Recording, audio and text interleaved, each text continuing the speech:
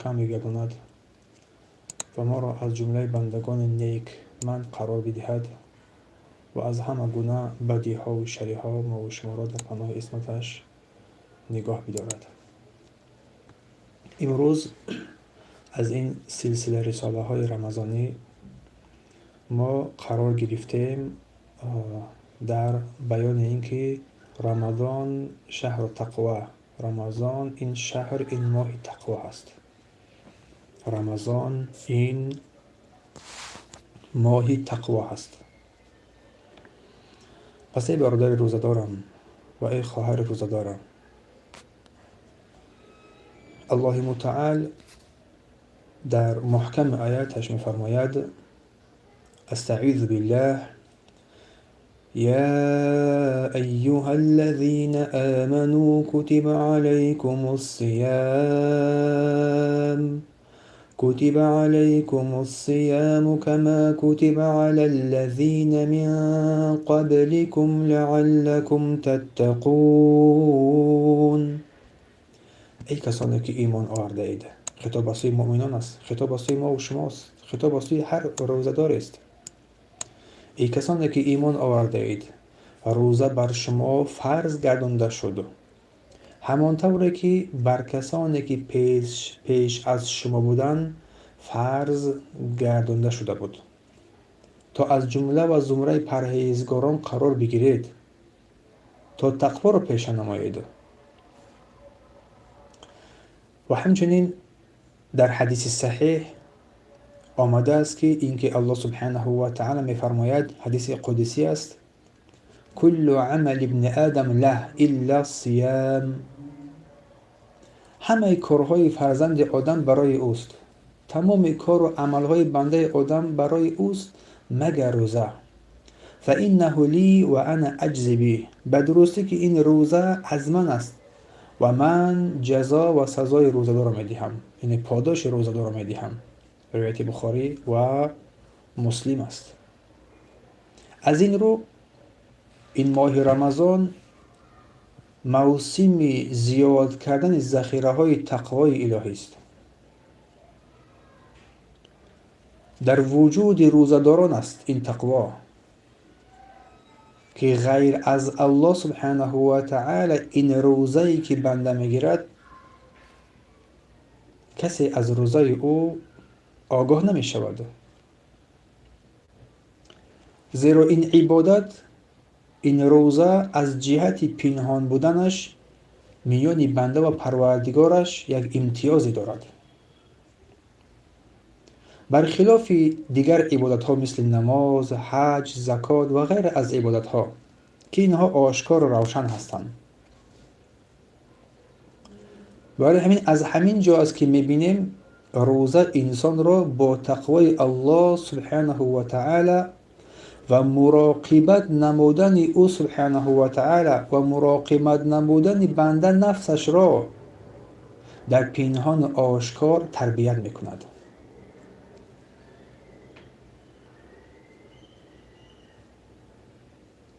و بنده را بر پایبندی برای نگاه داشتن امانت این روزه به طور کامل وادار میسازد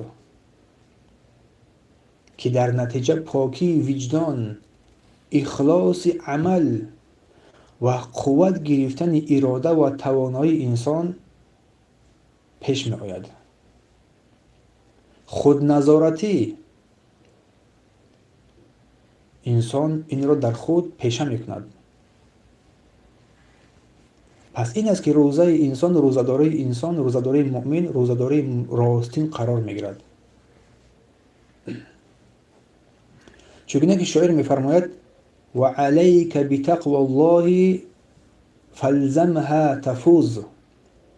ای بنده بر تو باد که تقوای الهی را لازم بگیری، بر تو باد که تقوای الهی را لازم بگیری که بر آن پیروز می شوی. این پیروزی توست. ان التقی، این که شخصی با تقوا بهترین ذخیره و بهترین توشه را دارد. و نه تنها این نیست، بلکه این عبادت مبارک با قوت ایمان و با عمق تقوای بنده در وجود انسان یک سخت وابستگی دارد و دلیلش این است که مسلمان هر لحظه هر وقت هنگام انجام دادن این عبادت عظمت الله سبحانه و تعالی را احساس می کند و کاملا بنده درک می کند که او الله عز و جل است که عمل پنهان آشکار بنده را می داند.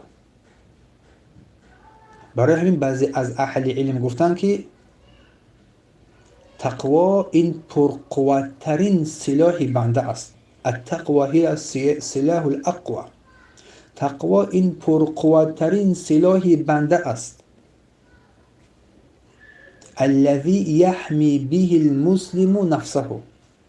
چنان تقوا سلاح پرقوت است که نفسش را با واسطه این تقوا از گناه و معصیت حفظ و حمایت می نماید.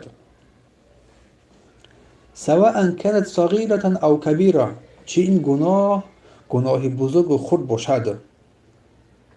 این از تقوا پرقوتترین سلاح برای تو ای بنده باید قرار بگیرد که خود را از معصیت الهی، چه این معصیت و گناه چه خرد و بزرگ باشد، نگاه بداری.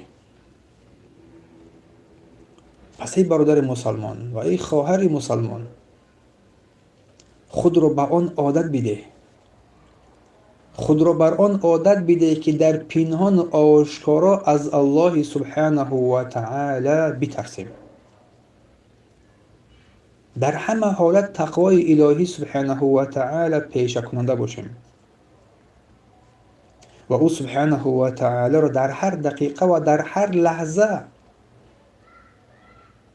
بدونیم که عملهایمان زیر نظارت او سبحانه و تعالی است. و از این فرصت موسم مبارک رمضان ای بندگان الله باید بهره بگیریم تا این نفسهای خود را که این طول این سال بر گناههای گوناگون مرتکب شده بود به تربیه اسلامی کامل پرورش نماییم.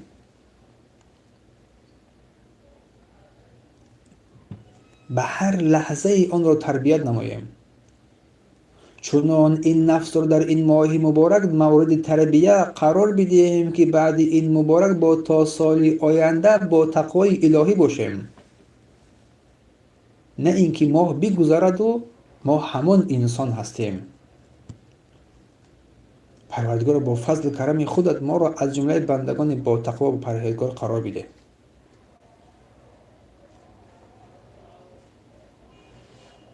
اگر کسی که پروردگار رو با این خصوصیت ها شناخت، به درستی که او بنده با تقوا و محیب پروردگارش قرار میگیرد.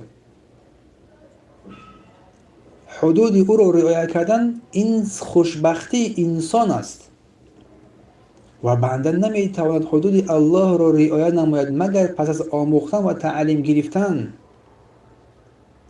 حلال و حرام آن را شناختن و از الله عظیم مسئلت داریم که قلبهای ما را با تقوای خودش نورانی بگرداند و بر ما این تقوا را رزق روزی بدهد در این دنیا و در آخرت، به درستی که او سبحانه و تعالی بر هر چیز قادر و تواناست.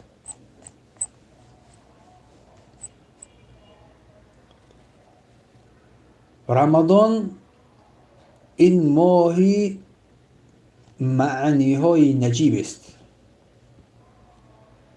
ماهی معنی‌های بالا و والا است. پس برادر روزدار و خواهر روزداران،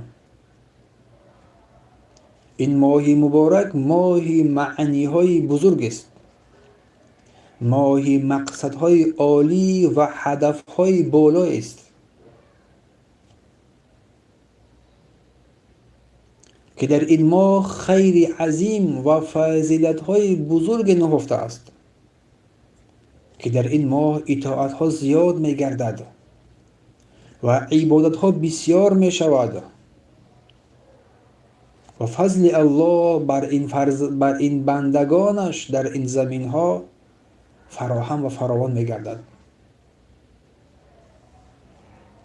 به درستی که الله سبحانه و تعالی این ماه مبارک را از دیگر ماه ها با خصوصیت های عظیم و فضلت های مخصوص مقامش را بالا کرده است.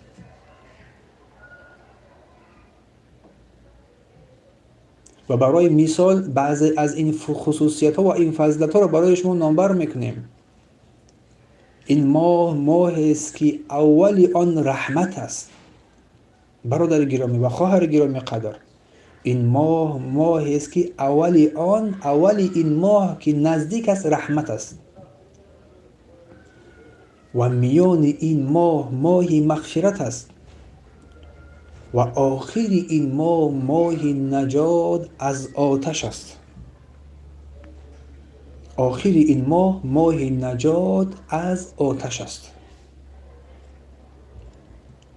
این ماه است که در آن درهای جنت گشوده می شود. ماه است که درهای جنت گشوده می شود و درهای جهنم بسته می شود. ماه است که بندگان الله با روزانه روزه می دارند و با شب قیام شب، نماز شب زنده داری می کنند و با پروردگار خویش مناجات کرده با او نزدیک می شوند. این ماه است که در این ماه شب قدر هست که این شب قدر از هزاران ماه بهتر است. این ماه است که ماه سخاوت و بخشش است، ماه سخاوتمندی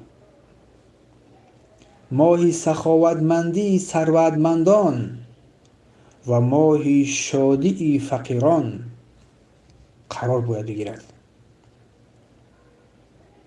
و این ماه است که برادران و خواهران گرامی، این ماه است که شیطان ها در این ماه بسته می شوند، تا آخر این ماه بسته می شوند.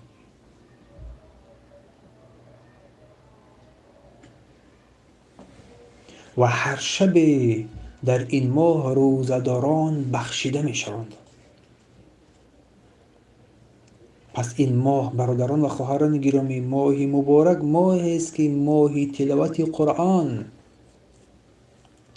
و ماه سنجش خود و محاسبه نفس،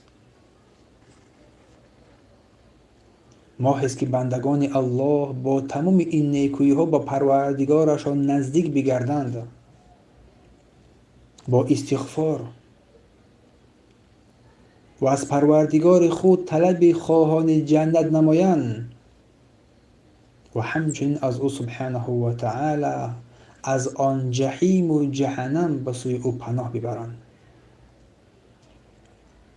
پس برادر و خواهران گرامی، این ماه را ما باید ماه قرار بدهیم که ماه نیکویی ها باشد، ماه جمع آوری حسنات و اطاعت ها باشد، ماهی که بنده ترک معصیت نماید با پروردگارش نزدیک بگردد و ماهی بخشش لغزش ها اگر بنده به سوی الله توبه کننده باشد.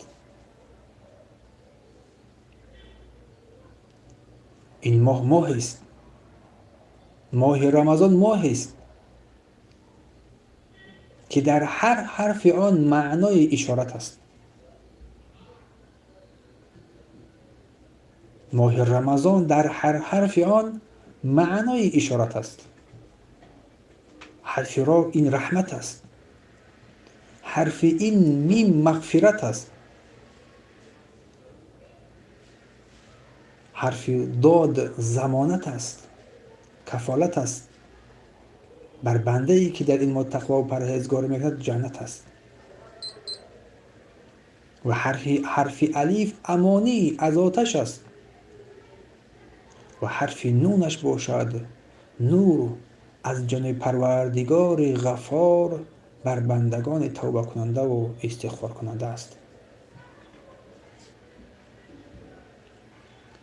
پس برادر گرامی و خواهران گرامی، این ماه است که در این ماه هر شب ندا کننده ندا میکند، هر شب ندا کننده ندا میکند و میگوید یا باغی الخیر اقبل، ای جوینده خیر، ای طلب کننده خیر، اقبل، پیش بیا. و یا باغی الشر اقصر، و ای طلب کننده شر، بازیست، بازیست. پس این ماه رحمت است، ماه فرود آمدن رحمت الهی است، ماه بخشش گناهان و محو ساختن آنهاست، ماه پذیرش دعا و مغفرت گناهان است. پس ای برادر مسلمان و ای خواهر مسلمان، بدون شک و تردید که این رمضان فرصت بزرگ است برای رو آوردن به سوی رحمان و شتافتن به سوی به دست آوردن رضای او الرحمن و حریص بودن و حریص داشتن در جمع آوری حسنات و نیکویی ها و زیاد کردن حسنات و تقوا و پرهیزگاری و نزدیک شدن با آن پروردگار توانا. این ماه جمع آوری، زیاد کردن ذخیره های تقوا در دل هاست و اصلاح کردن رابطه بنده با پروردگارش و رابطه بنده با بندگان الله. ماه راستگویی، ماه توبه راستین است، ماه پشیمانی واقعی است. آنکه در زمان غفلت غافل ماندی، امروز از خواب برخیز و با سوی پروردگار خود روی بیاور.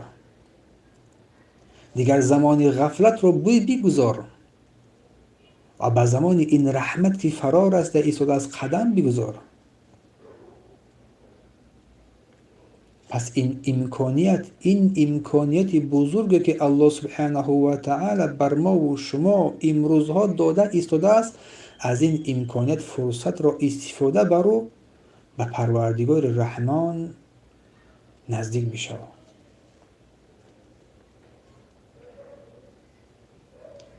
و از برای عبادت او سبحانه و تعالی برخیز و اشک بریز.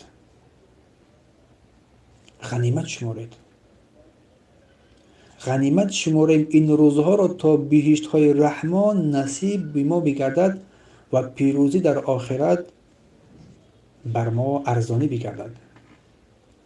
از الله عظیم که برای ما و شما این روزها و این شبهای این ماه را امروز ارزانی کرده است، توفیق اخلاص در عمل،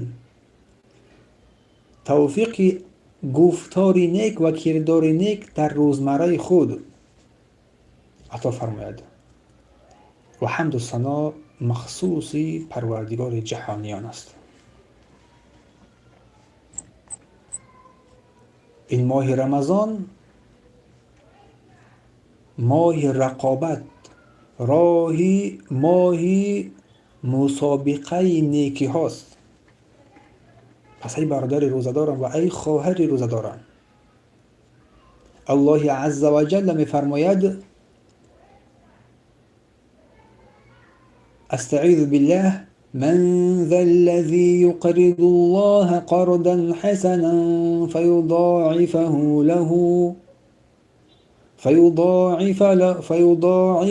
له.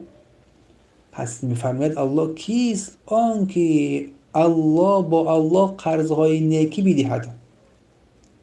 کیست که با الله قرض نیک، قرض حسنه بدهد تا الله سبحانه و تعالی این قرضش را برای او دوچند بنماید، قرض این بنده را افزایش نماید. وله اجر کریم، و اینکه از برای این بنده که قرض حسنه میدهد یک اجر و پاداش بزرگ است. سوره حدید. و رسول الله صلی الله علیه و سلم که در روایت بخاری است می‌فرماید علی کل مسلم صدقه، هر مسلمان صدقه داده است. هر مسلمان صدقه داده است. بر هر مسلمان صدقه لازم است. پس ای برادر گرامی و ای خواهر گرامی، قدر این ماه رمضان موسم مسابقه در انجام کارهای نیک و کارهای خیر است، نه موسم مسابقه در تماشای فیلم و بازی ها یا کارهای گناه و معصیت. این ماه مبارک موسم آن کسان است که به سوی نیکویی می‌شتابند.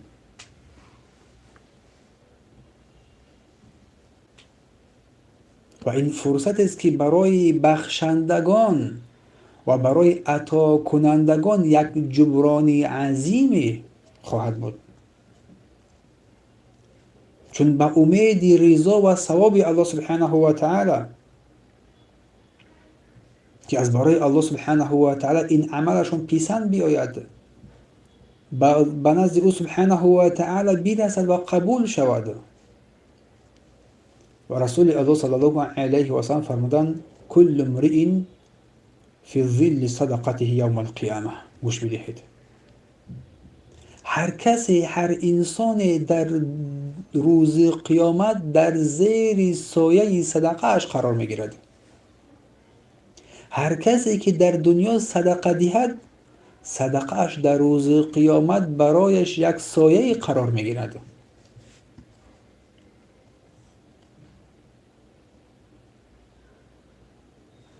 حتی یقضی بین الناس، تا آن وقتی که میان مردم داوری شود، میان مردم حکم شود. این صدقاتی که در این دنیا تو از برای الله کارگزاری کردی، پرداخت کردی خالص از برای او، پس این صدقه تو در آن روز که آفتاب یک وجه بر بالای سر تو نزدیک میگردد، برای تو صدقه، برای تو سایه خواهد بود. روایت ابن حبان و حکیم. شاعر میفرماید که کن متصدقا سرا و جهرا، ای بنده پنهان و آشکار صدقه دهنده باش.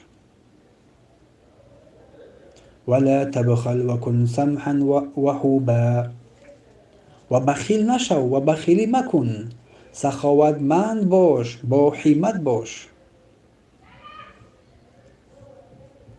تجد ما قدمته یراک ظلا، تجد ما قدمته یراک ظلا، پس آنچه که تو در این دنیا تقدیم کردی از صدقات، پیش و پیش خود سایه تو در آن دنیا خواهد شد. اذا ما اشتد الناس، هنگامی که برای مردم غمگینی است، دهشت فرا بگیرد، شدت بگیرد، در آن روز برای تو این فایده خواهد رسید. پس این یک دعوت است برای رقابت در میان اهل خیر و اهل معروف، در میان دراز کردن دست نیکویی و کمک و صدقه بر نیازمندان، مسکینان و درماندگان، طعام دادن بر گرسنگان و سرپرستی کردن فقیران، مسکینان، بیچارگان و همچنین یتیمان. در این کارهای خیر در این ماه مبارک سهم گذاشتن برای انسان اجری به اندازه می باشد در روز قیامت.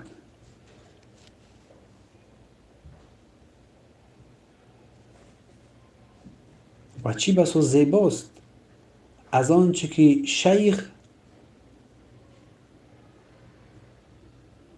طنطاوی فرمودن در کتاب خود با مردم گفته است. آنجا که میگوید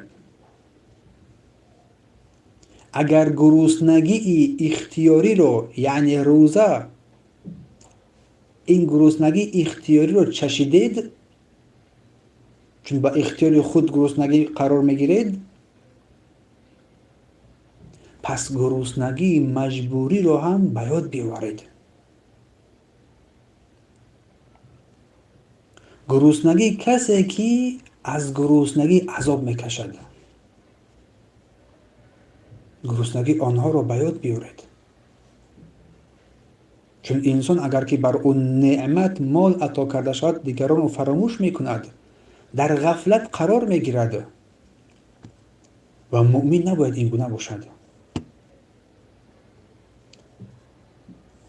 و مؤمن نباید دیگران رو بگذارد که گرسنه بمانند، بلکه مؤمن پیش از آنه که خود گرسنه میماند گرسنگان رو باید سیراب نماید.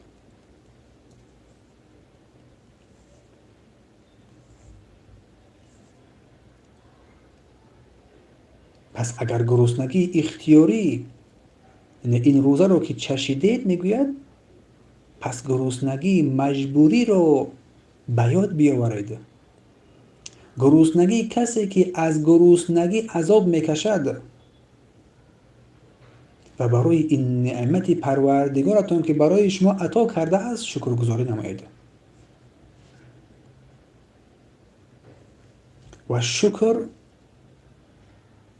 تنها با این نیست که شکر الله الحمدلله با زبان هزارها بار تکرار کردن. شکر الله بعد از این ذکر و یاد الله، بعد از عبادت فرائض او، بخشش کردن بر آنچه که الله بر تو عطا کرده است بر فقیران، و کمک یاری دست دراز کردن بر ناتوانان. پس ای برادر روزدار و ای خواهر روزدارم، این صدقه و این انفاقی که تو در راه الله سبحانه و تعالی انجام میدهی، این یک تجارت است با پروردگارت.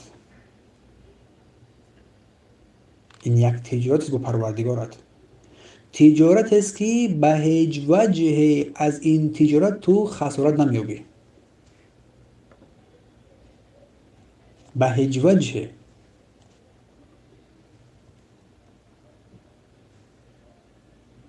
و ما عندكم ينفد و ما عند الله باق. آنچه که در نزد شماست وی فنا شونده است. آنچه که شما در بانک ها دارید وی حتما فنا می شود، ولیکن آنچه که از بانک الله سبحانه و تعالی ذخیره کرده می شود وی به هیچ وجه کم نمی شود، بلکه زیاد تا 700 تا 7000 تا از این زیادتر کثرت زیاد شدن میگیرد. همین است که الله فرمود که آنچه که نزد شما از فنا شونده است و آنچه که نزد الله است باقی میماند.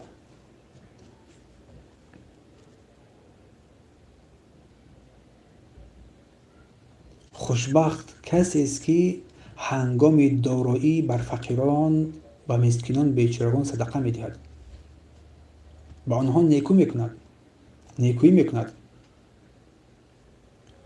و اشک بیچارگان را با صدقه دادن پاک می نماید.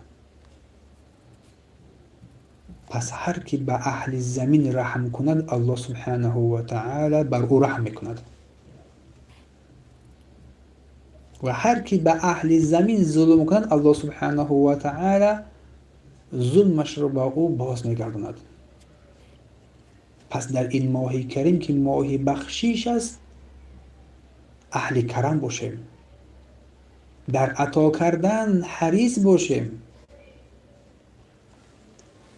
و نگذاریم هیچ فقیری رو مگر اینکه دست وی رو بگیریم و دعا رو در حق برادران مظلوم در تمام گوشه و کنار دنیا فراموش هم نکنیم. اهل فلسطین خاصتا، اهل یمن، اهل سوریه، اهل عراق، هر جا که هر مسلمانی که هست، چه بسا مردمان زیادی باشند که در زیر ظلم، شکنجه، عذاب، مشقت ها هستند، ولیکن من تو ای بندگان مسکین از آن بیخبر هستیم. پس با دعای خود آنها را یاد کنیم.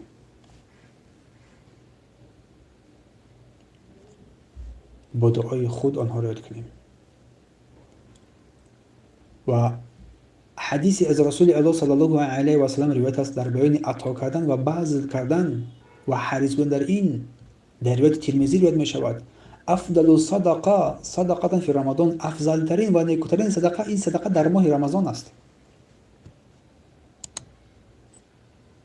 هر چی داری بدون که با صدقه دهی آن کم نمی شود، پس بده. و در آخر از پروردگار طلب دعا می نماییم که پروردگار در قول ما راستی را نصیب بگرداند و از جمله راستگویان و در عمل با اخلاصان قرار بدهد و ما را از جمله آن کسان قرار بدهد که دوست بداریم نیکی را و نیکی کردن را، چون همه نیکی را دوست می‌دارند ولیکن نیکی کردن در آن دشواری میکشند. از الله توفیق میطلبیم. پروردگار رو بر ما توفیق بده که دست بکشیم از کارهای زشت. پروردگار رو توفیق اصلاح نیت و پذیرش اعمال ما و توفیق طاعت نصیب روزی بگردان، به درستی که پروردگار تو شنوا و بینا و اجابت کننده دعاها هستی. این است بیان مسئله های رمضان.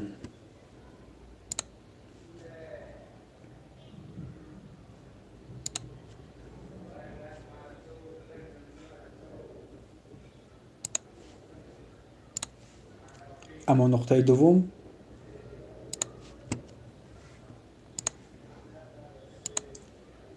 که کتابی که در دست داریم بیان سوال و جواب. ما در بخش ششم قرار گرفتیم. از این سوال و جواب در جای قرار گرفتیم که واجب بودن روزه، وجوب الصیام، واجب بودن روزه. علی من یجب رمضان، بر کی روزه رمضان واجب است؟ بر کی روزه رمضان واجب است؟ پس بدون ای برادر و خواهر گرامی که روزه رمضان بر هر مرد و زن مسلمان که بر سن بلاغت رسیده باشند و با عقل باشند، عقل و توانا بر آنها فراهم باشد و مقیم باشند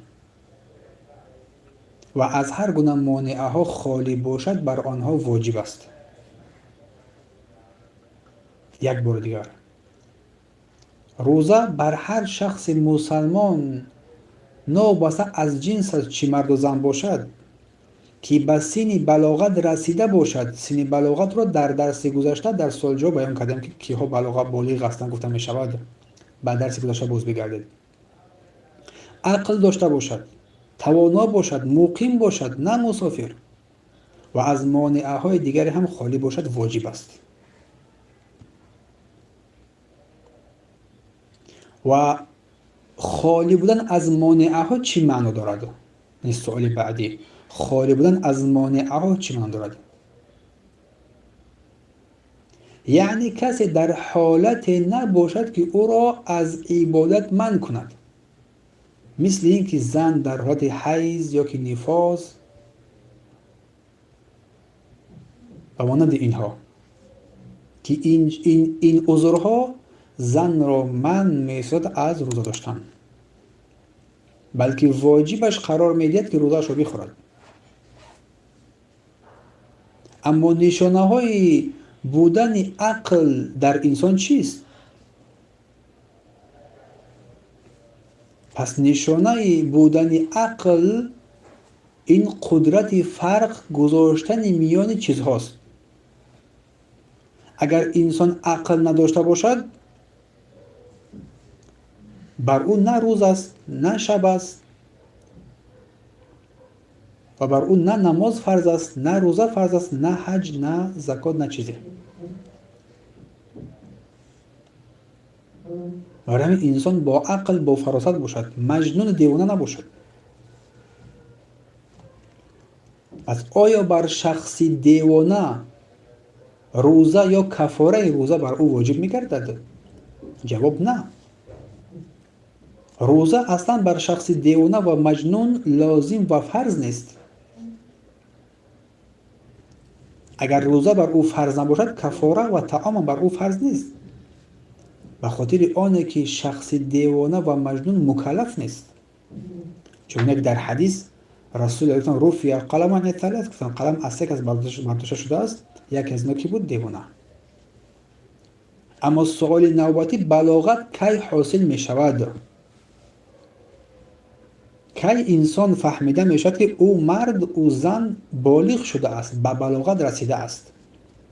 سین و سال بلاغت یک نشانه های آن چیست؟ پس بدون که بلاغت به یکی از این علامت ها حاصل می گردد. اولا پورا شدن سین سال از 15، یعنی یکی از این نشانه ها را که من ذکر می‌نمایم اگر در خود یافتی بدون که شخصی بالغ و عاقل هستی، برای تو هر چه که برای بندگان فرض است، هر فرضه الهی بر دوش تو است. یکم نشانه اول این سین سال از 15 سالگی. هر انسانی اگر سین سالش بر 15 رسید و بالغ و عاقل است، برای و امرهای الهی فرضه شده است. دوم رویدن موی بغل، زیر بغل یا اطراف زیر نوف شرمگاه، این یک از نشانه های دیگرش. یا برآمدن منی، احتلام شدن، در خواب دیدن یا در بیداری. و برای زن همچنین فرا رسیدن حیض. اگر یکی از این نشانه ها اگر در انسان پیدا شد و انسان بالغ است، امر کرده میشد برای اینکه که برای انسان امر کرده میشد. پس آیا بلاغت رو ما میتوانیم که به یک سین معین محدود بکنیم؟ پس این بلاغت رسیدن رو به یک سین سال معین محدود کرده نمیشود. اما کسی که سین سال و بر 15 رسیده باشد، چی پسر باشد چی دختر، وی بالغ است الکی. اما اگر پیش از این سین سال 8 9 10 11 12 تا 15 اگر پیش از این سین سال اگر یکی از این نشانه ها را دید، الکی وی شخص بالغ است. و مقصد از قادر بودن در روزه چی است؟ ما در بالا گفتیم که شخصی قادر باشد. مقصد از قادر بودن در روزه گرفتن این چی است؟ که شخص قادر نباشد برای روزه فرض است اصلا. یعنی انسان بیماری نداشته باشد، بیماری که او را از روزه داشتن باز بدارد.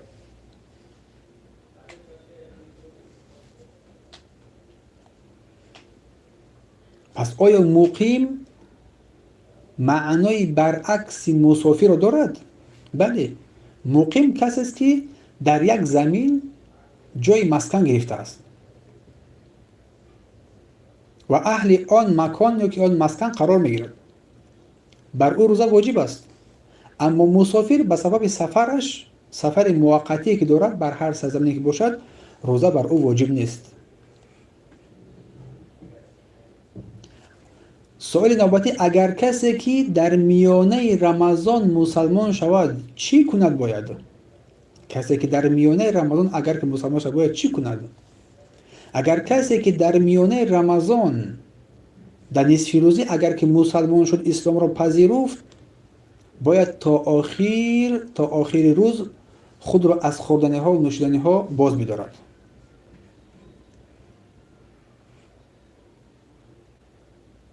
و بر او قضایی نیست.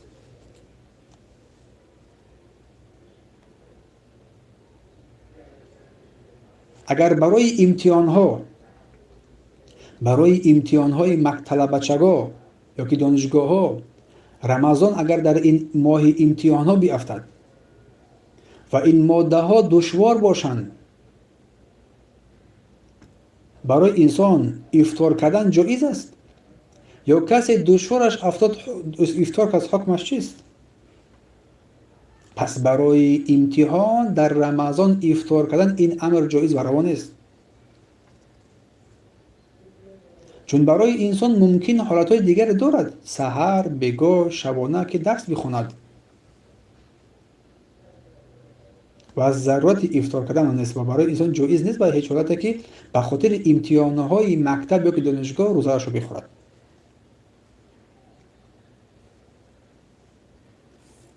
اما اگر کسی که با این سببها روزه رو ترک کرد،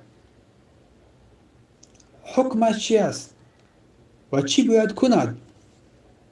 اولا به سوی الله سبحانه و تعالی توبه میکند و قضا برای او لازم میگردد آن روز که خورده است.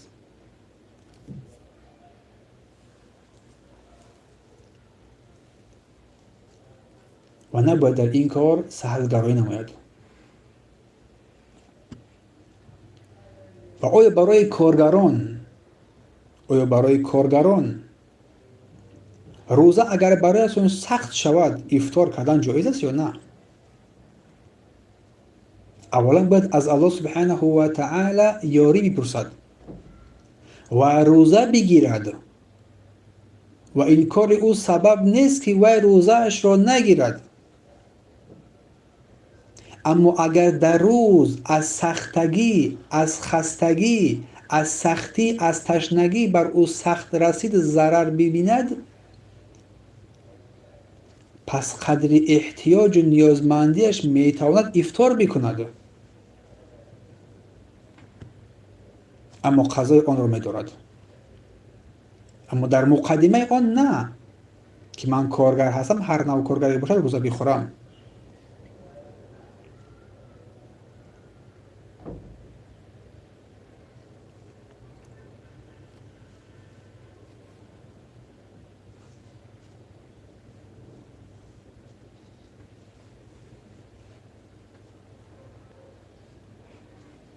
پس کسانی که کار و فعالیت می نمایند، خاصتا اگر کارهای جسمانی باشد، باید یک موافقه نمایند که کار خود را به شب بگذارند و سحر بگذارند و روز که هوا گرم شود استراحت را پیشه بگیرند تا در روز در صبحگاهان کار به آسانی انجام بیابد. آیا برای آتش فشانان در ماه رمضان افطار کردن جایز است؟ در مقدمه آنها نه، اما اگر وضعیت طلب کند که آن را از برای انجام یا که نجات جان مردم افطار بکند و مردم را از آن سختی هایی که انجام یافته است، مصیبتی که آمده است آنها را نجات بدهد، در این حالت برای انسان جایز میگردد افطار نماید، ولیکن آن را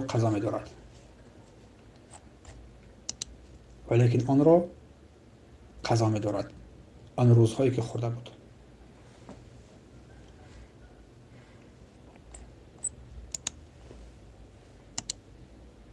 بارک الله فیکم.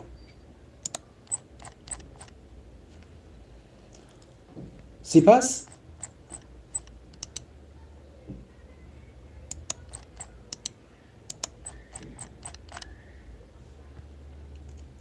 الطاعات فی رمضان، در بخش هشتم طاعت ها در رمضان.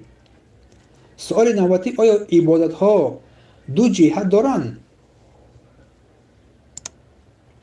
آیا عبادت ها دو جانب یا دو جنبه یا دو جهت در عمل و احتمام بر آن دارند یا نه؟ بله. جهت اول از عبادت انجام دادن آن با اخلاص.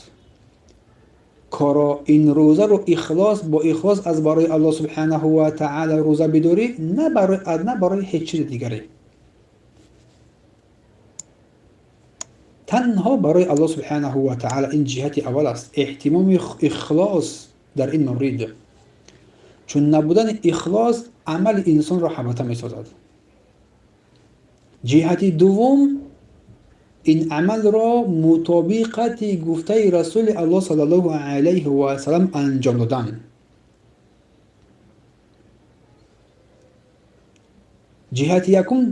جهت دوم که اگر این را مطابقتی سنت پیامبر تو انجام بدهید، جهت یکم اخلاص را انجام دادید، جزا و پاداش نیکو از جانب الله سبحانه و تعالی بر تو خواهد رسید.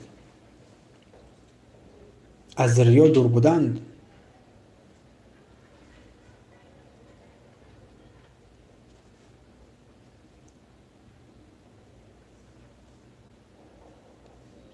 آیا مسلمان در عبادتهایش به دیگران مانند می شود؟ یا که مسلمان در عبادتهایش از غیرش فرق می کند؟ از لحاظ ظاهری مسلمان در عمل، در اجرا به دیگران مانند می شود.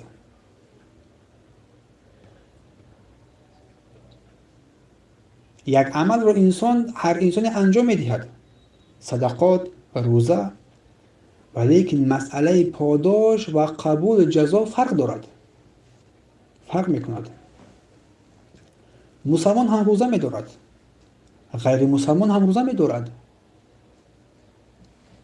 مسلمان پاداش می گیرد، جزای نیک می گیرد، عمل از او پذیرفته می شود، اما از غیر مسلمان نه پاداش می گیرد و از او پذیرفته نمی شود.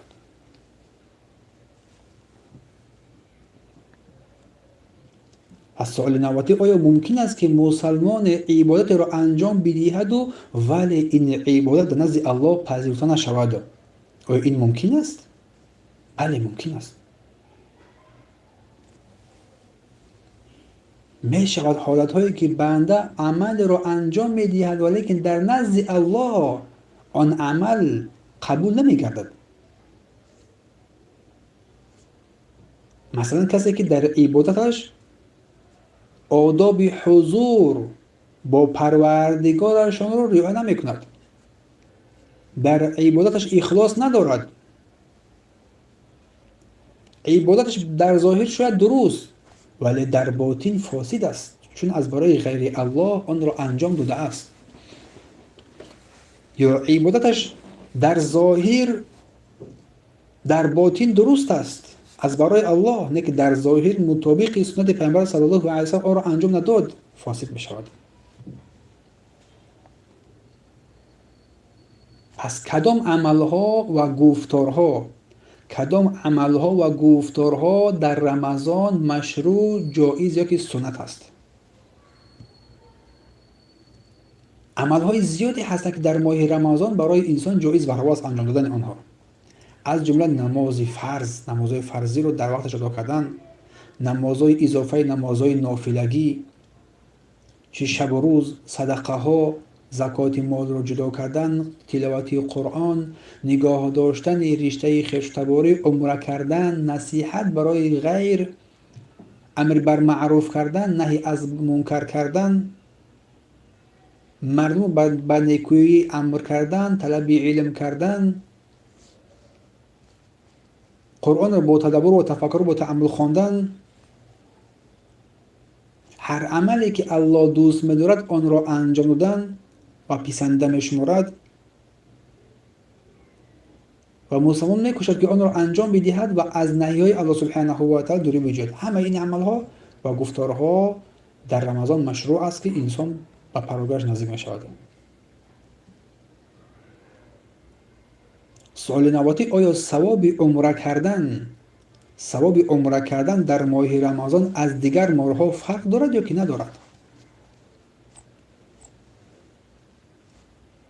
بله، ثواب عمره در رمضان از غیر رمضان فرق عظیمی دارد. چگونه که رسول الله در حدیث فرمودند عمره گفتن در رمضان برابر حج، یا در روایت دیگری برابر حج با من است، در روایت بخاری.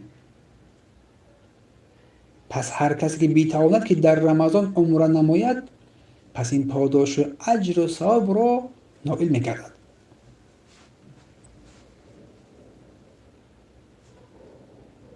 پس آیا ثواب عمره در ماه رمضان فرق می‌کند؟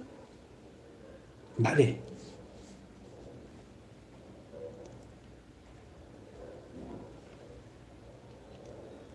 پس آیا ثواب عمره در روزهای خاصی از رمضان فرق دارد؟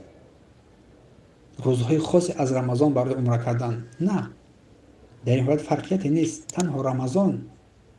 عمره در تمام روزهای رمضان مشروع جایز است، اما این عمره را مخصوص روزهای خاص قرار دادن که در اینجا فضل دارد، پس این عمل از جانب شرع تعیین نشده است و پذیرفته نمی شود.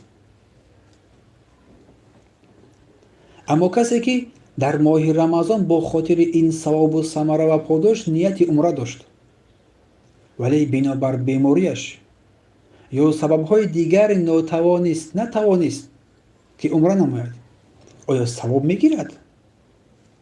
آیا این بنده پاداش میگیرد؟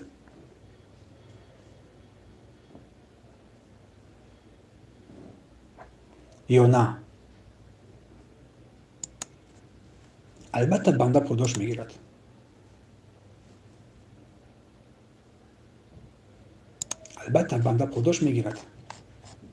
با آن اعمالی که انجام داده است. الله سبحانه و تعالی ثوابی بندگانش را دوچند میدهد.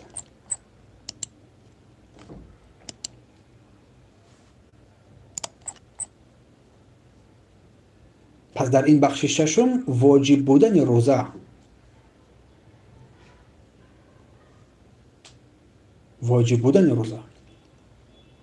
سال اولینی که بود برکی روزه ماه رمضان واجب است.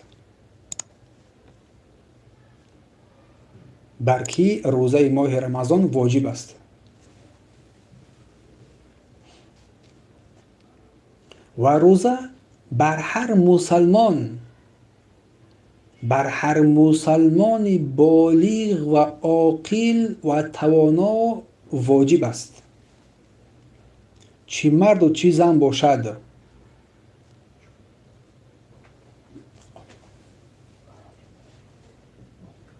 که مرد و زن به سن و سال بلاغت رسیده باشند، با عقل باشند، توانا باشند و مقیم باشند، مسافر نباشند و خالی از هر گونه مانعه ها باشند، بر آنها واجب است. پس سوال میشه که خالی بودن از مانعه ها چی معنا دارد؟ یعنی کسی که در حالت نباشد که او را از این عبادت روزه منع کند، مثل زنان حیض و نفاس و مانند اینها. پس نشانه موجود یا که بودن عقل در چیست؟ پس نشانه قدرت عقل این فرق کردن یا که فرق گذاشتن بین چیز هاست، با عقل تمیزش. چون اگر انسان عقل نداشته باشد نمیفهمد و نه درک میکند و نه حسیاتی دارد. این هنگام برای او نه نماز، نه روزه، نه حج، نه زکات چیزی برای او فرض نیست. برای همین سوال نوبتی میشه که آیا بر شخص دیوانه روزه کفاره واجب است؟ نه. بر شخص دیوانه نه روزه واجب است نه کفاره آن واجب است، چون وی اصلا مکلف نیست. چون رسول الله شریعت تکلیف را از بالای دیوانه برداشته است. چون گفتن که رفع القلم عن الثلاث، قلم از 3 کس برداشته شده است. یکی از آنها مجنون گفتن که حتی یفیق، حتی که به هوش بیاید. پس به بلاغت رسیدن بنده کی حاصل می شود؟ چه مرد و چه زن؟ پس بدون برادر و خواهر گرامی که به بلاغت رسیدن به یکی از این علامت هایی که ذکر می نمایم حاصل می شود. یکی از اینها را اگر که در خود دیدی یا که در فرزندان مشاهده کردی، بدون که انسان به بلاغت رسیده است. اول سن سال 15 سن سال 15. هر کی 15 رسید وی بالغ است. دوم، پیدا شدن موی زیر بغل یا که زیر ناف، زیر شرمگاه. سوم، برآمدن منی چی در خواب احتلام شود چی در بیداری. چهارم که خاص زن هاست حیض دیدن. یکی از این در بندگان پیدا شده بودند که وی روزدار است.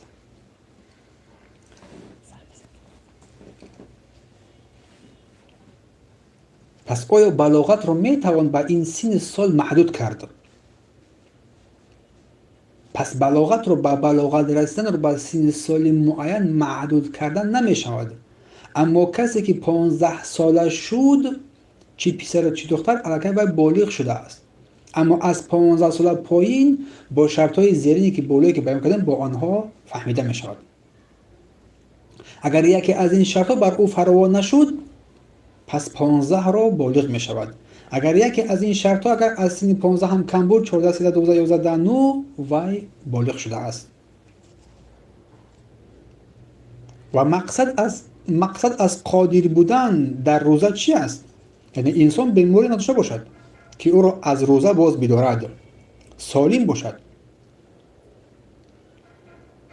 و مقصد از مقیم بودن که بر او روزه واجب است کسی که در زمین در آن جای در مسکن گرفته است، آن مکان را جای زیست و زندگانی خود قرار در آنجا زندگی می‌نماید، در خانه خود. بر او واجب است. برخلاف مسافر که در سفر است، در سفر موقتی است، تا برگشتن بر او واجب نیست روزه، اما توان آن را داشته باشد برایش بگیرد روزه را. و اما کسی که در میانه رمضان مسلمان می شود چی می کند؟ چی بر او لازم است؟ کسی که در میانه رمضان اگر مسلمان شود در روز رمضان، بر او لازم است که تا آخر آن همان روز را خودداری نماید از خوردنی ها و نوشیدنی ها، اما برای او قضا نیست این روز، اما از روز دیگر عبادت الله سبحانه و تعالی از نماز و روزه که واجب است برگردنش آنها را انجام می‌دهد. اما اگر برای امتحان ها که در ماه رمضان می افتد، امتحان هایی که در مکتب و دانشگاه ها قرار میگیرد، برایشون اگر چند دشوار هم باشد، آیا روزه رو خوردن برایشون جایز است و حکمش چیست؟ پس برای امتحان ها در رمضان افطار کردن این جایز و روا نیست، زیرا انسان ممکن است در شبانه درس بخواند و سحرگاهان درس بخواند و ضرورت افطار کنی را هم ندارد. اما کسی اگر با این سبب ها در گذشته رمضان روزه را ترک کرده بود، باید چی کند؟ اول توبه میکند و بر او هم قضا لازم میگردد آن روزایی که خورده بود، زیرا که قصدن بدون عذر این روزه ها را ترک کرده بود، سهلگاری کرد. اما سوال نواتی، آیا برای کارگران اگر روزه برایشان سخت شود افطار کردن جایز است یا نه؟ اولا باید بدونیم که الله عز و جل این روزه را فرض نگردان مگر اینکه توان بندگان را در خود دانست.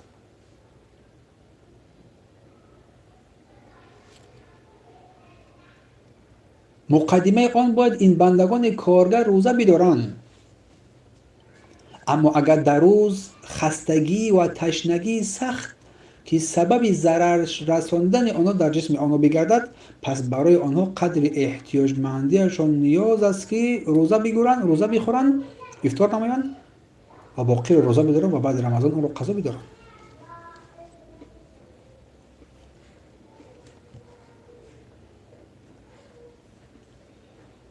پس آیا می شود که بر این کارمندان کارهای آنها را نه روزانه بلکه شبانه قرار بدهیم تا که برای آنها آسانگیری روزه‌داری قرار بگیرد؟ بله جایز است، اشکال ندارد که کاری که روز انجام میدن آنها را شبانه انجام بدهند، یا که سحرگاهان تا ساعت 10 9 11 انجام بدهند، سپس استراحت بگیرند.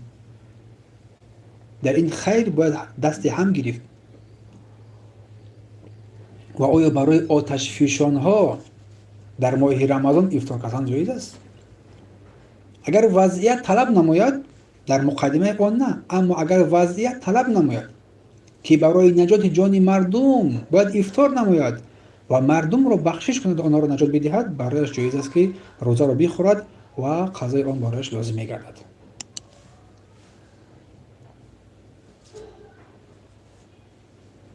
پس اینها را خوب دارید بگیرید تا اینکه فراموش هم نکنید.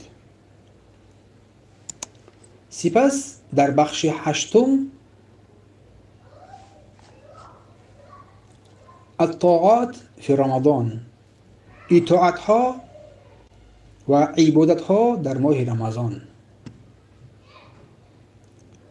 سوال نواتی: آیا عبادت ها دو جهت دارند، عملی و اخلاص؟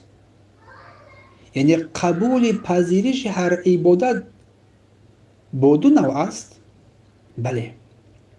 جهت اول آن عبادتی که بنده انجام می‌دهد از روزه و غیر روزه باید این را با اخلاص از برای الله سبحانه و تعالی انجام بدهد که برای الله او بنده را پاداش می‌دهد. دوم، این عملی که انجام می‌دهد این عمل مطابقت سنت پیامبر صلی الله علیه و سلم باشد، چون یکی با دیگری نیست. اگر انسان روزه داشت، از برای الله روزه داشت، ولی که روزه داشته اش مطابقت سنت پیامبر نکرد، روزه اش فاسد میگردد. اگر انسان به خاطر آن را مطابقتی سنت پیامبر انجام داد ولی که اخلاص را از دست داد، به خاطر الله آن کار را انجام نداد، پس عملش پذیرفته نمیشد. پس برای قبول هر عمل این دو چیز لازم است: اخلاص و متابعت پیامبر صلی الله علیه و سلم. پس آیا مسلمانان در عبادت‌های خود به دیگران مانند میشوند یا که از آنها فرق میکنند؟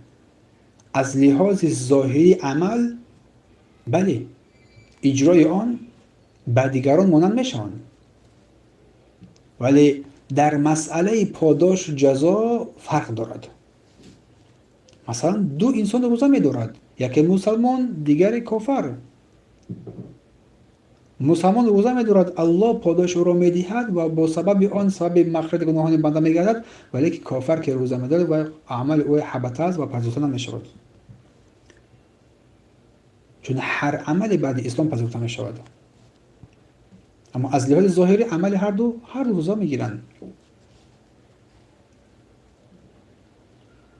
پس سؤال نوبتی خطرناک: آیا ممکن است که مسلمان عبادت را انجام بدهد ولی که در نزد الله قبول نشود؟ این خطرناک است.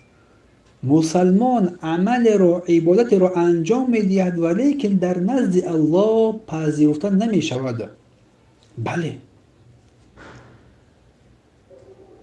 اگر کسی که در عبادت خود، هر نوع عبادت، اگر در آن اخلاص را از دست بدهد، به خاطر الله انجام ندهد، عبادت او حبطه می‌گردد.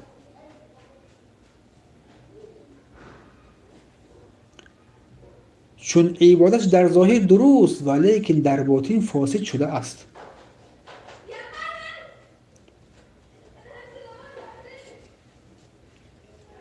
پس کدام عملها و گفتارها در ماه رمضان باید بیشتر زیاد انجام داده شود؟ اولا نمازهای فرضی در وقت انجام داده شود، سپس با اضافه نمازهای فرضی نمازهای نافله شبانه روزی، سپس صدقه بر فقیران بیچارگان، زکات مال و قرائت قرآن و نگاه داشتن رابطه خویشتباری، رشته خویشتباری، و اگر توان داشته باشد عمره، و امر بر معروف نماید، نهی از منکر نماید، و از هر عملی که الله امر کرده است بر آن اطاعت نماید، و از هر عملی که الله نهی کرده است از آن دوری بجوید.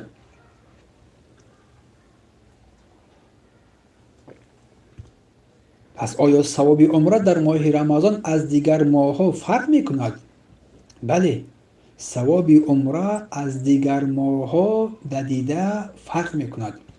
رسول الله فرموده که عمره در رمضان برابر حج است و در دیگر روایت گفتن روزه در رمضان عمره در رمضان برابر حج کردن با من است. عمره در رمضان برابر حج کردن است و عمره در رمضان برابر حج کردن با من است گفتن صلی الله علیه و سلم در روایت بخاری. پس آیا ثواب روزه، آیا ثواب عمره در ماه رمضان در بر روزهای خاص قرار دادن این ماه رمضان رو بر حج بر عمره جایز است؟ نه. فرق نمیکند در تمام روزهای رمضان اگر انسان رو عمره نماید، عمره او خالص از برای الله باشد پذیرفته می شود و ثواب او برابر حج است. حدیثی که بخاری در باز ذکر نمودیم و گویا اینکه او با همراهی پیامبر حج کرده است. اما مخصوص کردن تعیین کردن روزهای خاص عمره برای روزهای معین در ماه رمضان این مشروع و جایز نیست. اما کسی که نیت عمره داشت ولی بنابر بیماری و که سببهای دیگر نتوانست روزه را بدارد، آیا وی ثواب دارد؟ بله، با فضل و کرم الله او بنده از ثواب محروم نمی شود و رسول الله صلی الله علیه و سلم فرمودند: ثلاث لا ترد دعوتهم. در اینجا گفتن که رسول الله هرگاه بنده بیمار می شود یا که مسافر می گردد در سفر است، الله برای او مثل همان عملهای صالح را که هنگام اقامت و صحت انجام داد نوشته می کند. یعنی بنده اگر نیت عمره کرده، نیت روزه داشتن داشت ولیکن با سبب بیماری یا که در سفر نتوانست، الله این اجر پاداش رو برای این بنده پورا و کامل کتابت میکند. روایت احمد.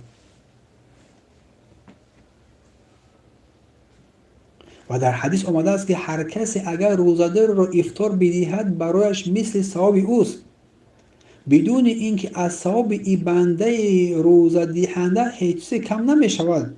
روزه خورنده.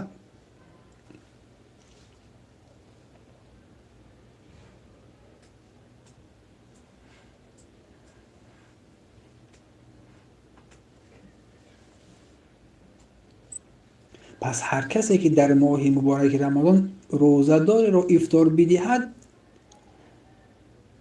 علاوه بر اینکه اجر و پاداش میگیرد و از ثواب او هیچ چیزی هم کم نمی شود.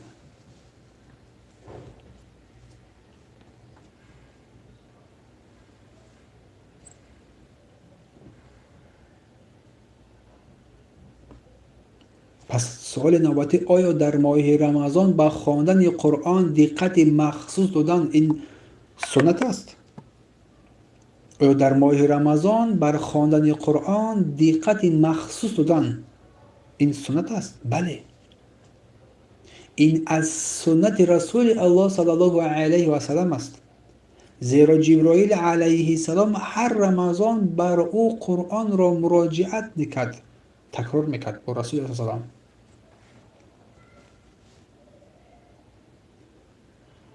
پس آیا در ماه رمضان ختم قرآن کردن ثواب دارد؟ بله، در ماه رمضان هر اجر و پاداش دوچند داده می شود، بلکه زیاده از این. اما حکم ختم قرآن کرده ثوابش رو بر مردگان بخشیدن در این ماه که غیر این رمضان چیست؟ پس بخشیدن این قرآن بر مردگان بیچارگان این از راه روش پیامبر و صحابگان و سلف صالح نبود و باید یادآور شویم که آن چیزی که از هدیه رسول الله صلی الله علیه و سلم نبود نباید آن را انجام داد، چون رسول الله گفتند که من عمل عملا لیس علیه امرنا فهو رد. هر کسی هر عملی را انجام بدهد که او را ما نگفته نکردیم پس به مردود است. پس ثواب خود بر خود بنده تلاوت کننده میرسد، چون رسول الله تاکید کردند اقرأ القرآن، قرآن بخونید فانه یأتی یوم القیامة شفیعا لاصحاب. این قرآن برای صاحب شفاعت کننده میآید.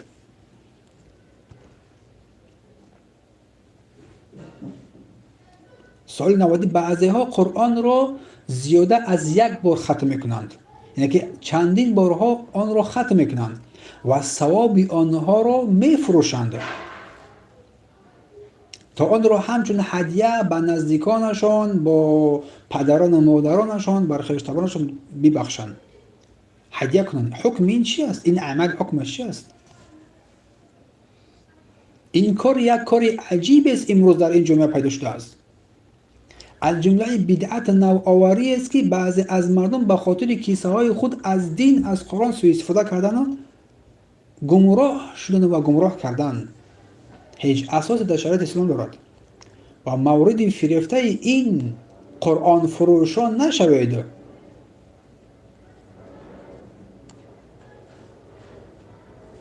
پس آیا برای ختم قرآن یک حدی معینی هست؟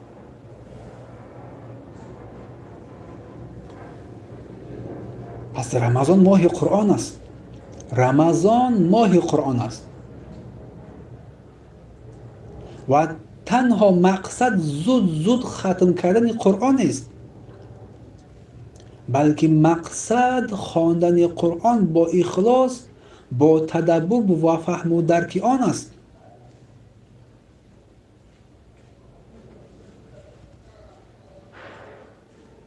بارک الله فیکم.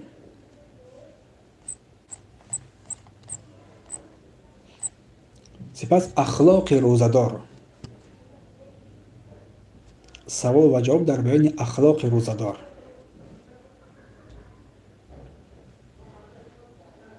آیا رسول الله صلی الله علیه و سلم در رمضان در آداب و اخلاق و عملهایش فرق میکرد؟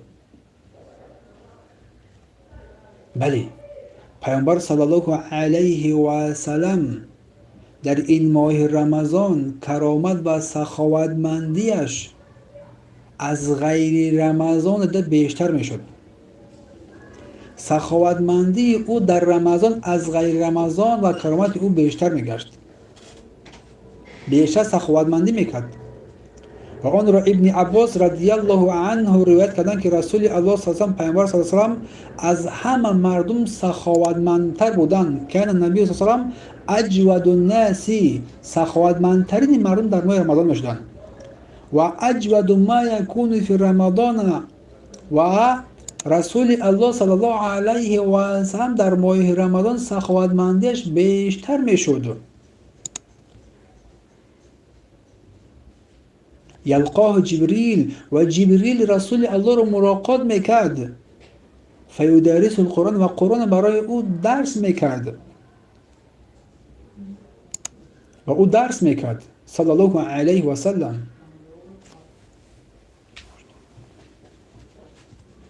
روایت بخاری. آیا این سخاوتمندی در این ماه مبارک تنها در طرف کمک مالی است یا که غیر این نمی شود؟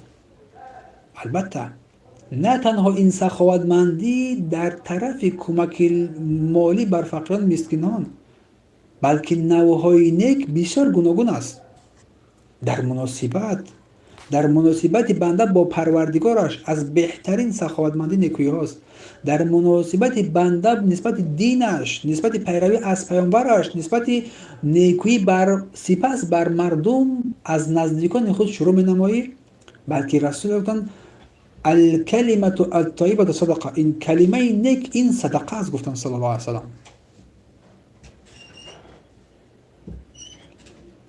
و این معنای سخن رسول الله صلی الله علیه و سلم که فرمودند که من لم یدع قول الزور، هر کسی که هر بنده که سخن دروغ را ترک نکند و عمل به و عمل کردن به آن را ترک نکند، فلیس لله حاجة، الله حاجت ندارد فی ان یدع طعام شرابه، اینکه خوردن و نوشیدن ها را ترک نماید.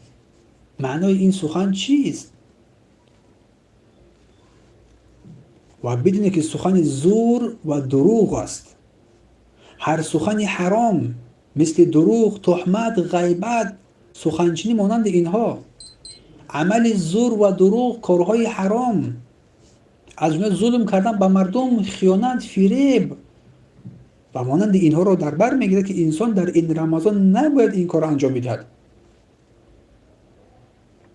و همچنین سخن گوش دادن بر حرام، سرودهای فحش، موسیقی، نشیدهای موسیقی دار، تماشای فیلم ها و دیگر کارهایی که هست، اگر اینها را اگر انسان ترک ننماید، الله بر نیاز این تشنگی و گرسنگی او ندارد. سوال نوبتی: آیا گناهان در رمضان زیاد دو کرته حساب می شود؟ آیا گناهان در رمضان زیاد دو کرت حساب می شود؟ اما گناهان دو کرته نمی شود، ولی بزرگتر و سنگینتر می گردد. بزرگتر و سنگینتر می گردد.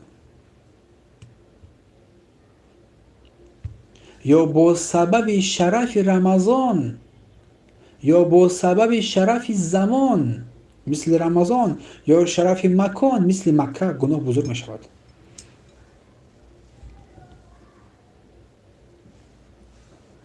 سوال نوبتی: بعضی از روزه‌داران هنگام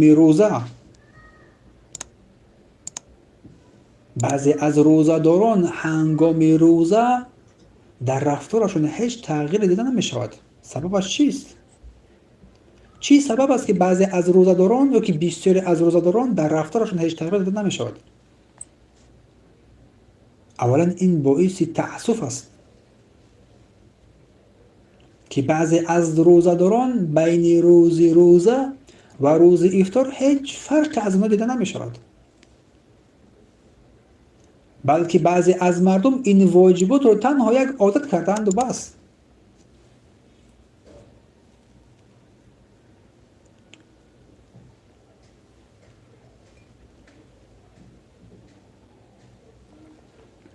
و بعضی از مردم این واجبات رو عادت کردند ترک نمایند و عادت کردن به سوی حرام، چه در ماه رمضان و غیره، قدم بزنند. احساس میکنی که روزه و رمضان بر آنها تأثیر نبخشیده است.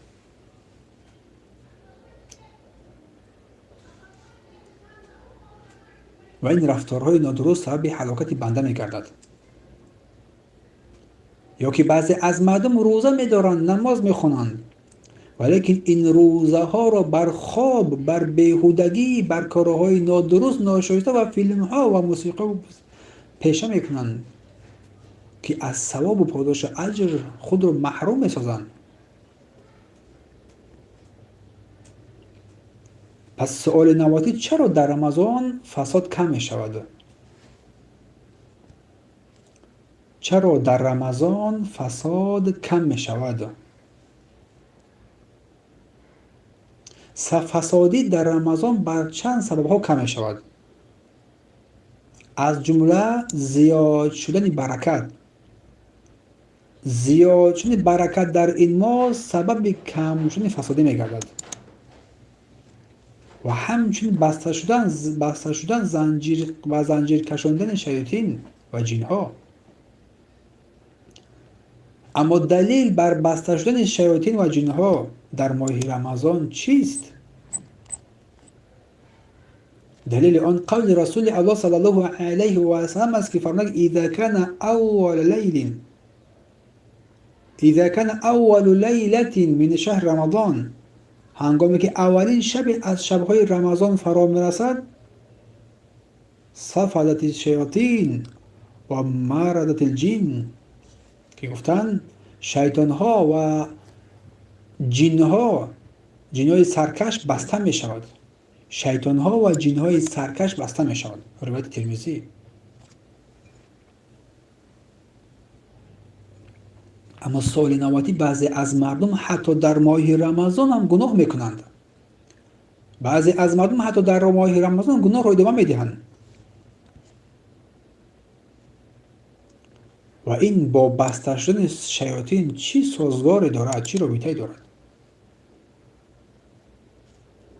و گفته شده است که آنهایی که بسته میشن آنها از آن سرکشان هستند، از آن جنهای سرکش بسیار طغیان و سرکشان از آنها است، چون در حدیث آز خواندیم مردت جن های سرکش، نه همه شیطان جن ها. و گفته شده است که بسته شدن آنها تنها نسبت به کسی است که روزه و آدابش را درست نگاه می‌دارد. روزه رو، احکام روزه رو و آداب روزه رو درست نگاه می‌دارد، خالص از برای الله روزه می‌دارد. این است که شیاطین دیگر بر اون نزدیک شد نمی‌تواند. چون در قرآن شیطان وعده داد که من بندگانت رو گمراه می‌سازم مگر متقی آنها را، مگر پرهیزگاران آنها را. اما حکم مردمی که تمام روزهای رمضان رو در خواب میگذارند، بعضی آنها در جماعت نماز نمیگذارند، بعضی از آنها حتی عمومی هم نماز نخوانند، آیا روزهشون درست است؟ اما کسی که تمام روز در خواب میگذارند روزهش درست است، ولی در روزهش نقصان پیدا می شود، از مقصد روزه دور می شود و به اعتنایی به پروایی در نماز. این از تقوای الهی نیست، این از فسادی قلب است و این مخالف مقصد الله و رسولش است.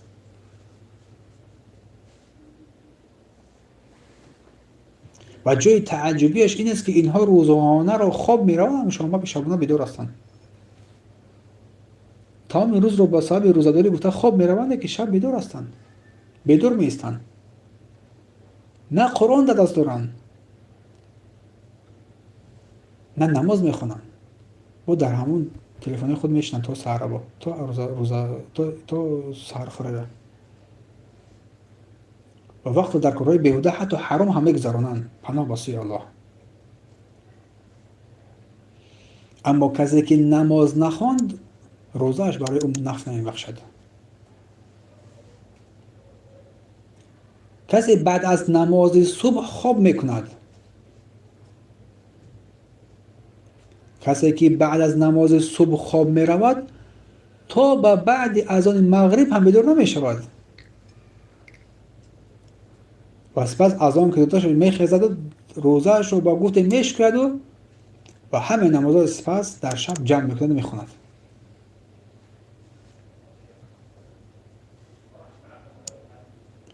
و این از قول پیامبر صلی الله علیه و در این مورد گفتن که من ترک صلاة العصر فقط حبط عمل، و هر کس نماز عصر رو ترک عملش حبطه می شود. پس او دیگر چی عبادت است که عمل انسان حبطه بگردد؟ اگر نماز قبول نشود دیگر هیچ عملی او دیگر پذیرفته نمی شود.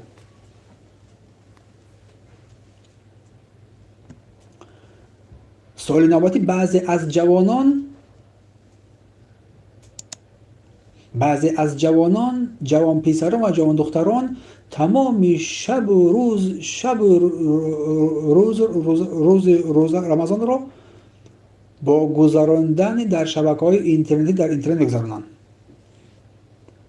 بعضی از مردم چون عادت کردند که این ماه رمضان ماه اینترنتی خاص،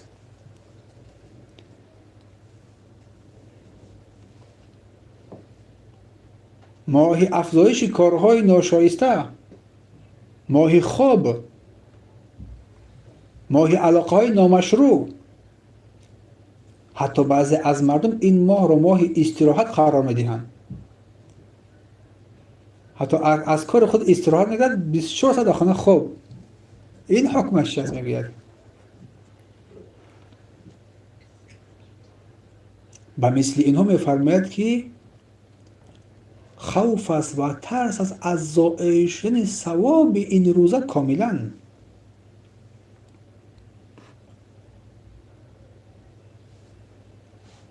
مسئله نه تنها اجر ثواب عمل است، بلکه مسئله از این هم بزرگتر است. تقوای الهی را از دست دادن است و باید ترسید که شاید این در نزد الله سبحانه و تعالی قبول و پذیرفته نشود.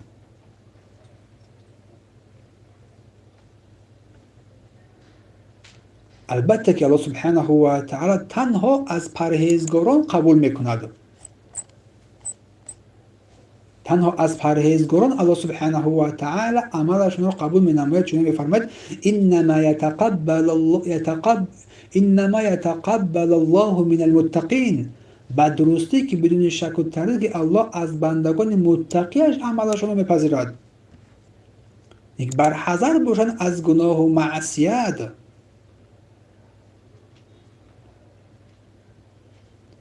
و آیا گفتگوی چتی پیسری بیگانه با دختر بیگانه با چونین مقصدها و غیره روزه رو ویران میکند و فاسد میسازد؟ بدوند که این گونه سخنها و این گونه چتها سبب غضب الله سبحانه و تعالی رو به پیش میآورد. و این صحبتها جز آرایش شیطان چیز دیگری نیست. و این دلیل ضعف بنده و غیرت او و دلیل نبودن عفت دختر است. به عفت است و گناهش در رمضان سخت‌تر می‌گردد. پس باید شخصی روزه‌دار با روزه خود را از غضب الله دور نگاه دارد و همچنین انسان خود را فریب ندهد و سبب فریفتن کسی هم نشود.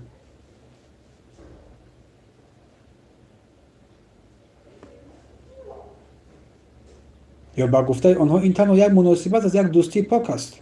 این دوستی پاک، این مناسبت حیات را تباه میکند.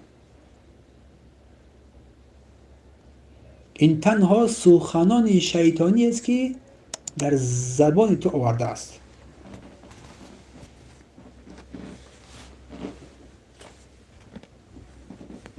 پس آیا کسی که اگر سحر خوری کند و سپس نماز صبح را بخواند و تا نماز ظهر تا پیشین خواب برود و بعد بخیزد و نماز ظهر را بخواند سپس خواب برود و همچنین نماز عصر سپس خواب برود، آیا روزه‌اش درست است؟ روزه‌اش که درست است و در این شک و تردید نیست، اما وقت خود را ضایع می‌کند. چون این رمضان وقت بسیار شرفمند است. لازم است که چگونه که مسلمان بر روزه داشتن از خوردنی‌ها و نوشیدنی‌ها خود را باز می‌دارد، انا همان گونه از کارهای معصیت و گناه و ناشایسته خود را باز بدارد و علاوه بر این بر کارهای نیک مشغول بگردد. طلب علم، خواندن قرآن و طلب رزق حلال هم تلاش نماید.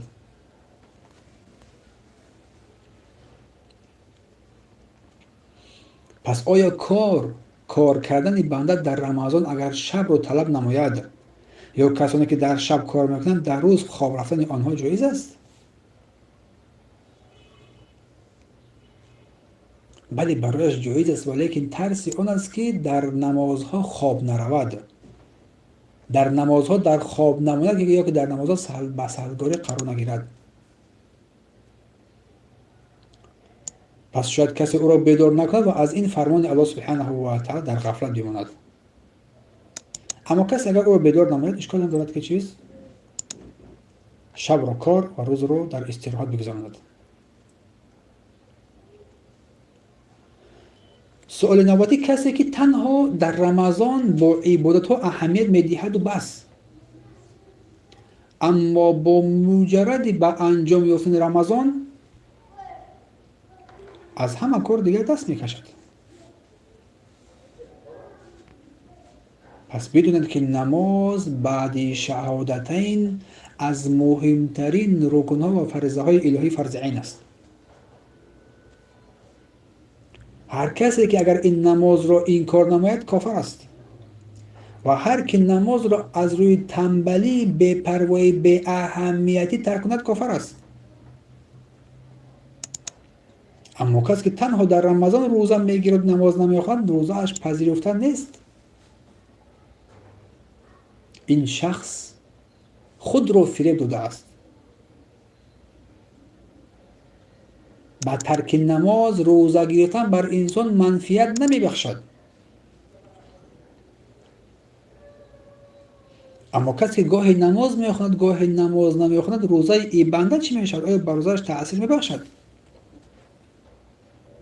به درستی که این کار عجیب است. به درستی که این کار عجیب است. گاهی نماز میخواند گاهی نماز نمیخواند، با روزه میدارد. به درستی که این بنده حکم الله را بزرگ نشمرده است و در دل خود با پروردگار راست و صادق نیست و در پیروی از پیامبرش هم راستگو نیست. بر او لازم است که این نمازها را به نیکویی انجام بدهد و از این گناه و معصیت دوری بجوید. برای کسی که روزه میگیرد تمام روز را، تمام رمضان را، اما نماز نمیخواند، حکمش چی است؟ چون یک گفته شد برای آن شخص نمازش، روزهش فایده نمیبخشد. از شرطهای درست روزه این اسلام و نماز است. کسی که اسلام ندارد روزه ندارد، کسی که نماز ندارد روزه ندارد.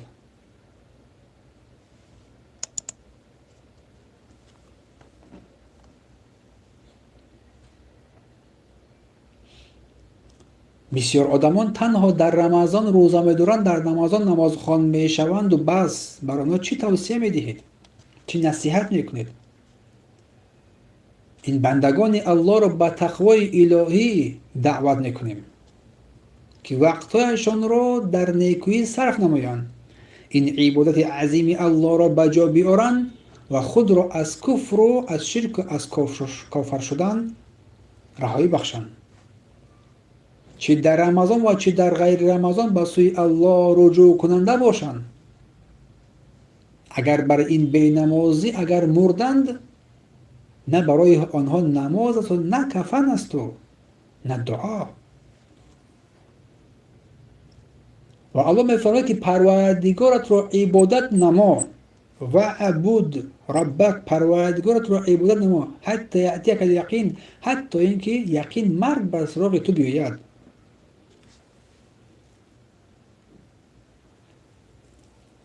اگر شخص روزه‌دار از چیزی غضب کند و در حالت غضب دشنام دهد یا لعنت کند، آیا روزه‌اش باطل می شود یا نه؟ روزه‌اش که باطل نمی شود، ولی ثوابش کم می گردد. بر مسلمان در این ماه مبارک لازم است که زبانش را نگاه بدارد، چگونه ای که دهانش را از خوردن و نوشیدن باز می دارد. زبانش را از فحشا سخن قبیح حفظ کند. در روزه این مسئله مهمتر است. باید کوشش کند روزه را کامل نگاه دارد. چنان که ابی هریره رضی الله عنه از رسول الله صلی الله علیه و سلم روایت کردند: اذا کان یوم صوم احدکم، گفتند اگر روزه یکی از روزهای شما باشد، فلا یرفث یومئذ، آن روز دیگر جنجال نکند، سخن قبیح نگوید. فان سابه احد، اگر کسی او را دشنام داد، چی جواب دهد؟ او قاتل، یا که با او جنگید، فلیقل، پس بگوید اینی امرؤ صائم، من روزه‌دار هستم. این را انجام بدهد، نه اینکه با او قد به قد بگیرد.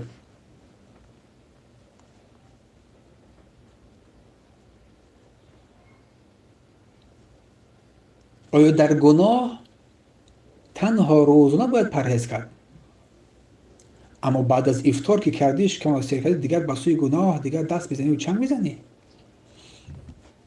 این خطا است و این مناسبت نادرست است در این وقت روزه، در این وقت رمضان.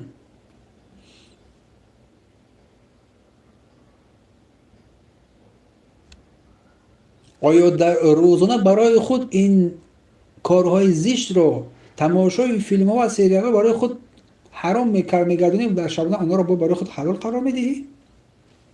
پس تقوای تو کجاست؟ پرهیزگاری تو کجاست؟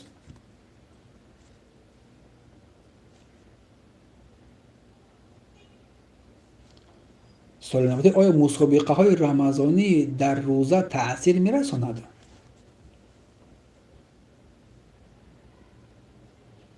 روزدار باید اهمیت حفظ روزه اش را از کارهای بیهوده و مشغولیت هایی که در آنها سبب باطل شدن روزه میگردد یا که سبب خوف و خطر روزه او میگردد باید نگاه بدارد و وقتش را تلاش نماید در طاعت عبادت ها صرف نماید، بلکه ترس از آن است که با سبب این مسابقه های ورزشی روزه اش باطل بگردد.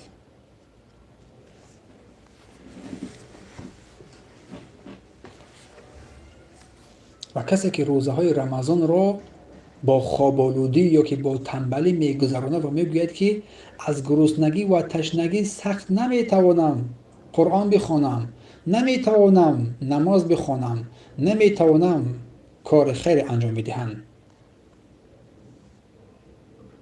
اما اگر این کار را انجام داد صبر در دشواری ها سبب زیاد شدن اجر و پاداش ها میگردد.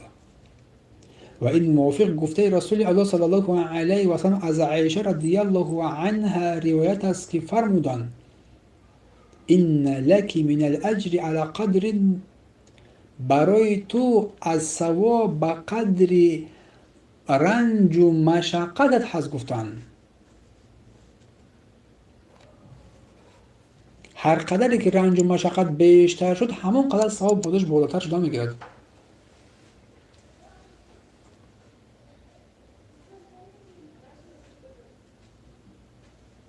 پس برای او در روزهای گرمی جایز است که در این شبها در سحرخوری کردن آب را بیشتر بنوشد در وقت اجازه داده شده،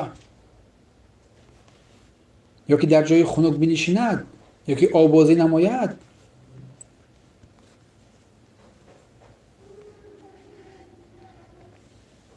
سلامتی کارمندی که روز دراز بیشتری وقتی خود در شرکت میگذراند روزش وارد می شود؟ روزش درست است، زیرا ترک کار یا که انجام کار با روزه رابطه ندارد.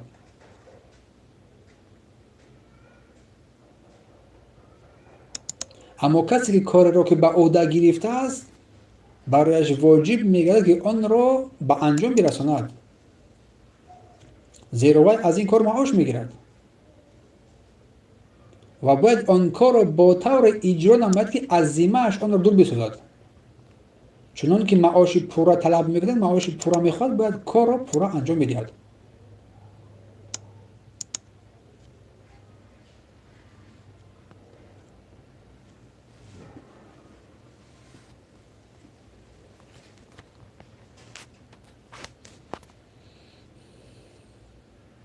و کسی که تمام روز را خواب می رود و تنها پیش از نماز خفتن بیدار می شود، حکم روزه آن چیست؟ علما گفتند که کسی که تمام روز را خواب برود نماز نگذارد روزه وی هم صحیح نمی گردد. و برخی گفتند که اگر قسمتی از نماز را بگذارد قسمتش را ترک نماید گفتند روزهش صحیح می گردد.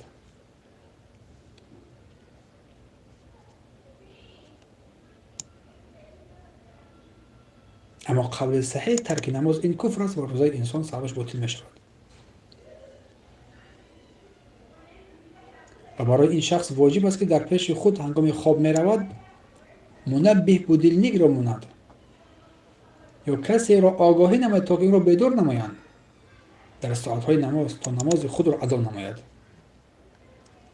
چون بعد شهادتین از بزرگترین امرهای الهی این نماز است و توفیق از جانب الله سبحانه و تعالی. سبحانك اللهم بحمدك اشهد ان لا اله الا انت استغفرك و اتوب الیک. این بود مسئله های رمضانی و سوال و جوابی که در این ما قرار گرفته بودیم.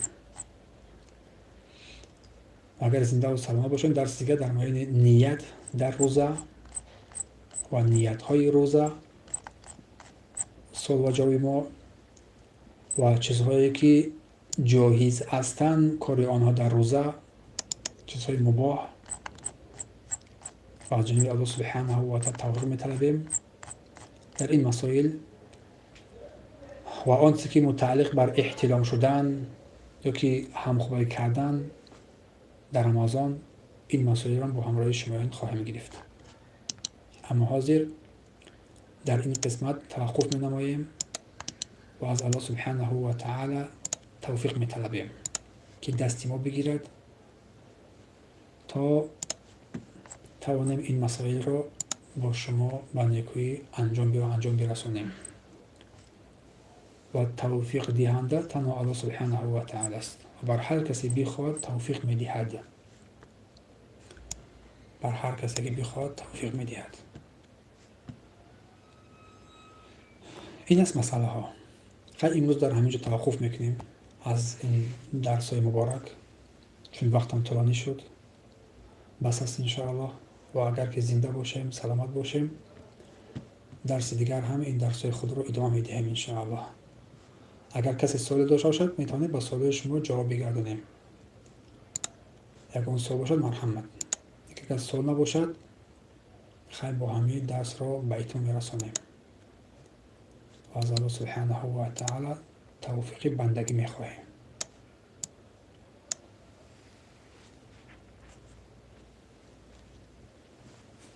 هست؟ سوالی هست؟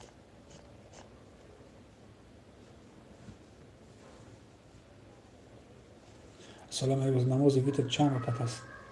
نماز ویتر در همینجا بالا ویتر نویس، نما بالاتر کم تر یک دو نقطه بالا نظر نمو. نه سوال لگم بعضی از خواهران برادران من جواب گردم سیرکر مونده هستم پر را در مسئله ویتر بیان کرده هستم. نماز ویتر یک رکعت، سه رکعت، 5 رکعت، 7 رکعت، 9 رکعت، 11 رکعت خونده می شود. طاق است، یعنی ویتر گفتن طاق را میگن.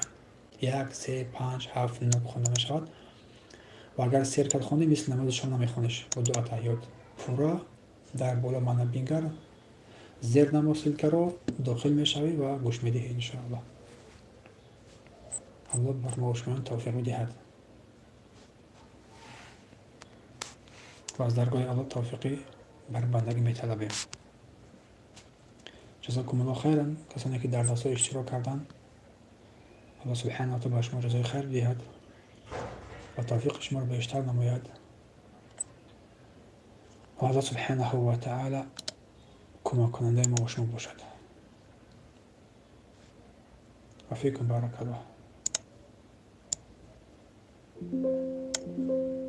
مرحمت ما را در سال باشد، سال باشد مرحمت کنید.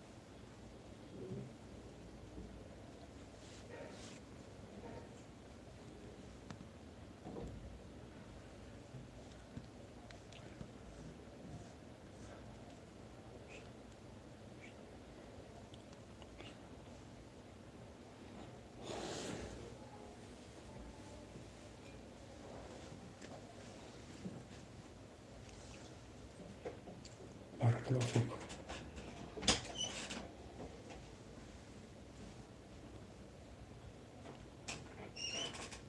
السلام علیکم استاد، آیا ویتر با یک اتحیات خوانده نمی شود؟ گفتم که با یک اتحیات خوانده می شود. اما سوالی که از برادر گرامی سوال دادیم نماز سوال نبالا در مثلا نماز ویتر 20 سوال میکنید یا برای همین گوش بدهید. 8 دقیقه است، در 8 دقیقه تمام مسئله های ویتر بیان کردیم. 7 دقیقه است، 8 دقیقه است. گوش بدهید و همچنین با دیگران برسانید. نه تنها خود گوش بدهید و دیگران برسانید تا که دیگران از این بخبر شوند. مثل شما بودیم با ده ها و صدها هزارها برادران و خواهران هستند که از این مسائل بخبر هستند. اینها را گوش انداختید و با دیگران بفرستید. میان نقطه را ذکر کنید و چند از کمی روید ان شاء الله. اگر توان یک نقطه را ذکر نداره خیلی همون سلکه روان کنید، دیگران خوش شوند از آموزش علم بهره بگیرند. الله توفیقتون می‌دهد و کمکتون کند.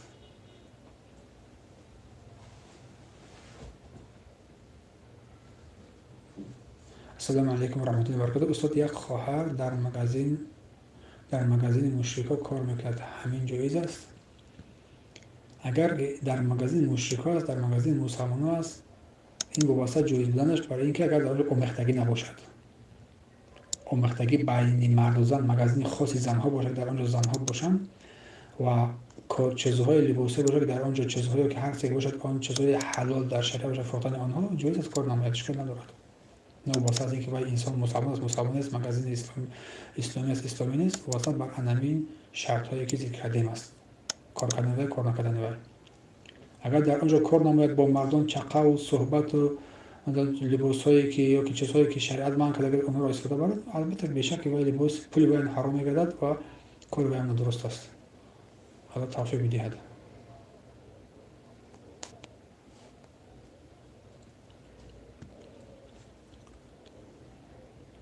و جزاکم الله خیرا.